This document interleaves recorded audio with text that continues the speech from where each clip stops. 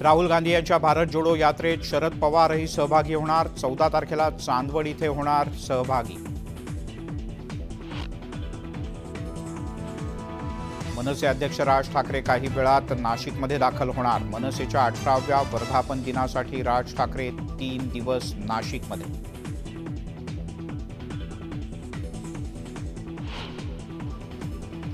दमदाटी कराल तर याद राखा, माझ्या वाटेला कुणी आलं तर सोडत नाही, लक्षात ठेवा, मला शरद पवार म्हणतात।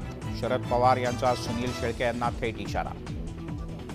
शिवसेना आणि भाजपमध्ये वादाची ठिणगी, केसानं गळा कापू नका, विश्वासघात होणार नाही याची काळजी घ्या, रामदास कदम यांचा भाजपच्या नेत्यांना इशारा।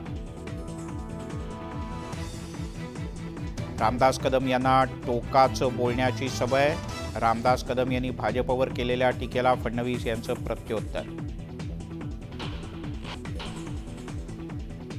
आमदार अपात्रतेप्रकरणी विधानसभा अध्यक्षांच्या निर्णयाला आव्हान देणाऱ्या ठाकरे गटाच्या याचिकेवर सर्वोच्च न्यायालयात सुनावणी। विधानसभा अध्यक्षांना मूळ कागदपत्र सादर करण्याचे आदेश।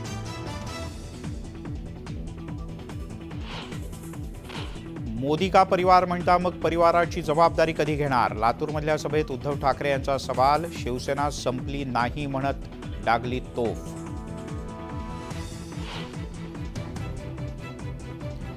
पुणे पालिका परिसरात मुरलीधर मोहोळ यांच्या विरोधात बॅनर, पालिका सुरक्षा रक्षकांनी हटवले बॅनर। बॅनर कुणी लावला हे गुलदस्त्यात।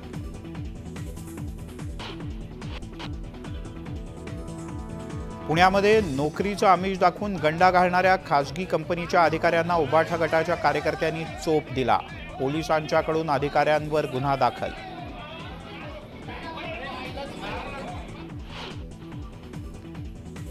DRIनं केला सोन्याची तस्करी करणाऱ्या टोळीचा पर्दाफाश।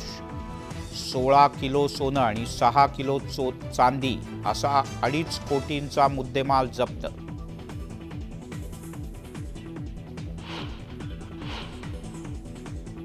हिमाचल प्रदेशातील मनाली कुलू इथे तुफान बर्फवृष्टी, पर्यटक लुटतायत बर्फवृष्टीचा आनंद।